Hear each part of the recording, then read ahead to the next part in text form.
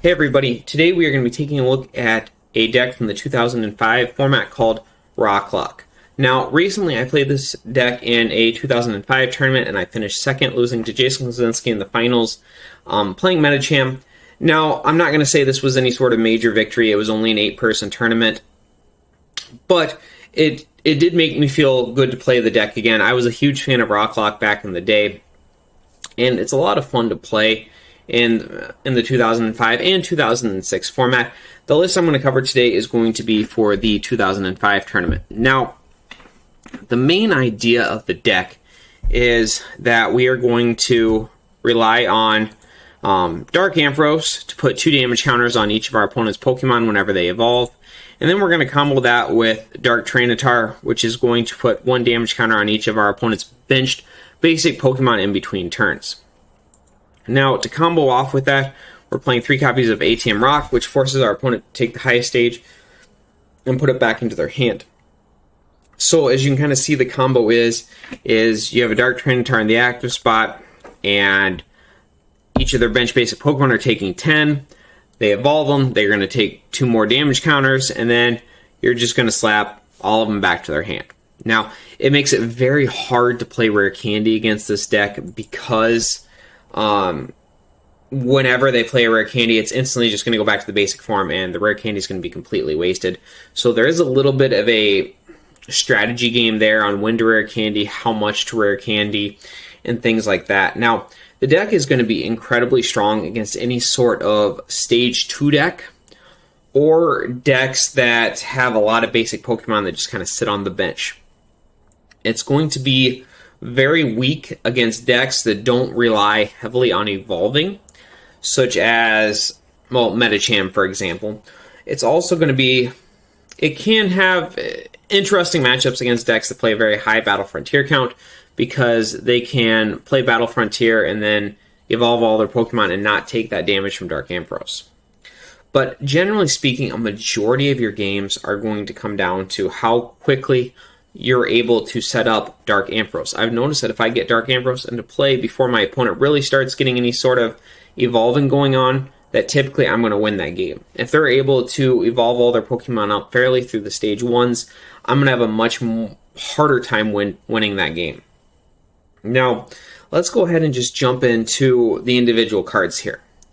So, starting off here, we play 4 copies of Wishing Star Jirachi. This is very similar to the Jirachi from the more modern 2020 or 2021 format, where we get to look at the top 5 cards of our deck, put one of them into our hand, and then afterwards Jirachi is asleep. Now, one thing you're going to notice is this is a deck that plays 3 Stage 2 Pokemon, or 3 different Stage 2 lines, and that's a lot of setup, especially since we want to set up, well, actually all 3 Stage 2s almost every single game. So that's why we rely so heavily on using that Jirachi in the early game. We play Scramble Energy in case we fall behind, so if that Jirachi gets knocked out, we're really not too worried about it. In fact, in a lot of situations, we might even feed 2 or 3 Jirachis to our opponent, just to make sure that we're getting our setup. And this is one of those decks where if we get that Dark Ampharos, Dark Tyranitar, ATM Rock combo going off, it doesn't matter how many prizes they're ahead, we're probably going to win that game. This is a great come-from-behind strategy and a great come-from-behind deck. Next up, we play 3 copies of Larvitar. We just went with a Larvitar that's going to allow us to put that initial damage on board. All the other Larvitars in the format either have fewer HP or more specific attack requirements. 2 Dark Pupitar. We went for the Explosive Evolution. You can make a slight argument to play the other Dark Pupitar. The reason we want this one is, 1, we want to be able to get that Dark Tyranitar into play as quickly as possible. And on top of that, too, if you use Explosive Evolution, you get heads. You put 10 damage on all your opponent's Pokemon. And then on top of that, that Dark Tyranitar sand damage is going to start kicking in. So as early as turn 2, you could be getting sand damage off, and all your opponent's bench basic Pokemon are going to take 20 damage just on the second turn of the game before they even had a chance to evolve. This can be incredibly, incredibly strong. 2 copies of Dark Tyranitar, and then 1 copy of the Spinning Tail Dark Tyranitar. I do think in the 2005 format you can make a small argument to just omit this Dark Tyranitar and just play 3 copies of the Sand Damage one. I do think this is the stronger one for this format, but I think this one is worth running.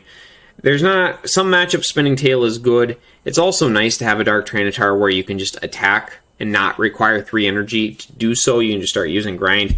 And then there is some decks in the format where Bite Off is going to be incredibly effective against. So I think it's worth running, but I do think you can make an argument just to play the three copies of the Sand Damage Dark Tranitar. Then we play a 2/1/2 Dark Ampharos line. We went with the Jolt Mareep. It's just honestly the best Mareep, 50 HP, 1 retreat, and then the flip a coin for paralysis. 1 Dark Ampharos. The Thunder Slash is a little bit more relevant in 2006 than it is 2005, but still worth noting as a pretty solid attack.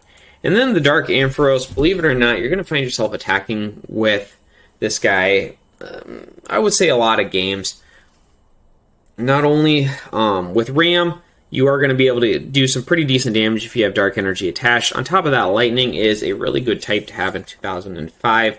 Not only is it good against, say, Pidgeot, for example, but also cards like Ludicolo, for example. Also, the deck is very energy intensive on some of the attacks, so being able just to attach, let's say, like a 2 Darks or a Dark Heal, something like that, and just start putting damage on the board with Ram is really good. 120 HP is also really respectable for both the Dark Ampharos and the Dark Tranitars here. It's probably going to take 2 to 3 attacks to knock them out. Just a thin 2/1/2 Pidgeot line. We really don't have room for anything bigger than that. I do want to note that Clutch is actually a pretty decent attack. You might find yourself using that, especially against decks like Nidoqueen, for example. Force Helios Network. When you're trying to set up 3 different stage 2s, the Force Helios is an absolute must, as is the 4 copies of Rare Candy. Now, I opted to play 4 copies of Desert Ruins. Heading into this tournament, I felt pretty strongly that Jason was going to be on Medicham, and I figured my best shot in that matchup was just to play that 4th copy of Desert Ruins. Now, a lot of players are going to play 3 copies of Desert Ruins, and then they're going to play 1 copy of Rocket's Tricky Gem, which we'll go ahead and bring up here. Now, Rocket's Tricky Gem is another stadium that's going to give you a 1 energy attack, and it's going to be able to put 20 damage on one of your opponent's bench Pokemon. This combos really well with Sand Damage, where essentially you can bring up Dark Tranitar, something might take 10 from Sand Damage, then you use Feint Attack to get through it, and then it takes 10 more at the end of the turn. So you can put 40 damage on something instead of 20. This can be really effective, once again, when you're comboing it with like Dark Ampharos, for example, ATM Rock, stuff like that. And I think ideally 3-1 is probably the better split. I just really wanted the 4 Desert Ruins. I thought it would be a very EX heavy tournament. So now I did go 3 copies of Lynette's Net Search. I would like a 4th copy in the deck. I just opted for 3, mainly because it's kind of a rough decision, because you really, really want it in the opening hand. As you notice, Larvitar, Mareep, and Pidgey are 3 different types, as is Jirachi, so it's going to be a really live card, the first one you have. After that, you see a pretty... what's the term for it? Your ROI goes down dramatically after you play the first one. So the 2nd, 3rd, or 4th copies of it, you'd be getting considerably less value each and every time. So I opted for 3. I think 4 is fine, especially when you're trying to find it early, but I went with just 3 copies of Steven's Advice. A lot of the decks in the format are going to be playing very large benches. Ludicolo, Nidoqueen, just a lot of decks in the format just play large benches. Steven's Advice is just going to be a really solid card there. 3 copies of ATM Rock. At the time, I think some decks played 4. I'm going to say that was probably not worth it. I think the 3, if you play them smart, is, I think, better than playing 4 copies. 2 is not going to be enough, but I would say 3 copies is probably correct. 2 Copycat, just another great draw card for the 2005 format. 2 copies of Rocket's Admin. Now, this is where it gets a little bit interesting. In 2005, you saw Rocket's Admin at a lower card count because it was really bad against the turn 2 Medicham deck that was popular at the time. And a lot of decks in the format just basically played Pidgeot, so they didn't have a great way of... Rocket's admin wasn't too great, because let's say you Rocket's admin your opponent down to 1 or 2 cards, you had your Pidgeot in play, they had their Pidgeot in play. You guys both just use Quick Search to get whatever you need, or get a Steven's Advice, or something to get your hand back up. So you saw a little bit of diminishing returns on the Rocket's admin. The advantage of this deck is you are able to deal with it a little bit better because you are playing the ATM Rock strategy. So you can have it can be a little bit harder for your opponent to keep a Pidgeot in play, for example. So you might Rocket's admin them to a low hand size, and then ATM Rock the Pidgeot back down to a Pidgey, for example. Now, I would like a third one in the deck. I do feel a little bit safer with it because I do play a single copy of VS Seeker, which we'll get to in a little bit. But just 2 Copycat, 2 Rocket's admin, 1 Mr. Briney's Compassion. Generally, it was just the most universal card. You could make an argument to play, say, Switch or Warp Point in the deck. But since, like I said, they all got 120 HP, they can probably take a hit. The Briney's Compassion, picking up a Damage Dark, Tyranitar, Dark Ampharos did come into play, especially when you're maybe trying to recycle your scrambles or something like that. So I would say 1 Briney's Compassion was pretty standard for the deck. And then 1 VS Seeker. I'm going to say VS Seeker was pretty underplayed in the early years of Pokemon. Now, it's not, I think, a 4 of like you've seen some of the later years of Pokemon, but I like it in decks where I play cards that I would like a second copy of, but it's not worth playing a second copy of. And a lot of the times, like for this deck, for example, I would love a second Mr. Briney's Compassion, but it's not worth playing a second Briney. So that VS Seeker kind of hedges my bet a little bit. And then, like I said, I like a third Rocket's admin. Probably not worth playing the third Rocket's admin, so VS Seeker kind of hedges that bet. You also note we play an incredibly diverse stadium lineup. I think a total of that, what is that, 1, 2, 3, 4, 5, 6 different, I'm sorry, not stadium, supporters. So that VS Seeker, we're going to get a lot of value out of that. And then for the energy lineup here, it's a very thin 11 energies. Now, I'm going to say this plays fine. You do need to be kind of aware of where you're sitting with energies, and I'm also going to say that it does have issues against Medicham, for example, when you need to constantly be drawing into energies, and with such a low count, it's going to be very difficult to do that. But I'm going to say 11 is the correct number for the deck, and it does play quite well in most of your matchups. So 4 copies of Dark Energy. All of our main attackers here are Dark, so that Dark Energy just goes ahead and adds that 10 damage. This can be super impactful to counteract the Double Rainbow, minus 10 damage. So essentially, if you have a Dark and a Double Rainbow on something, it's going to hit for the normal damage, like 70 for Shock Bolt, for example, instead of getting half there, or I'm not sorry, not half, but minus 10. 2 heal energies.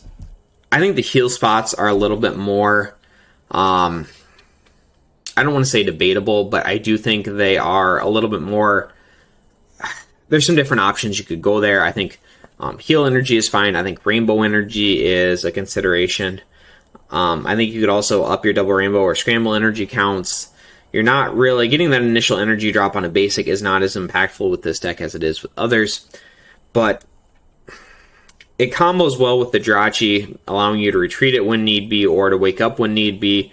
And like I said, it is nice to get a basic energy drop, an energy drop on a basic when you can, but I do think you can do some stuff with that spot. And then 2 copies of Scramble Energy. It's a little weird with this deck. Sometimes you'll find yourself going way up on prizes early if you get a good start, or you could find yourself being way down in prizes. So Scramble Energy is great, but it's not something the deck always has the opportunity to take advantage of. That's why we don't play the 3 or 4 copies in it. But it is a key card in the deck itself. Other than that, I'm going to say the deck is the 2005 format in particular. It feels very rock paper scissors like. In the tournament, I think I played against a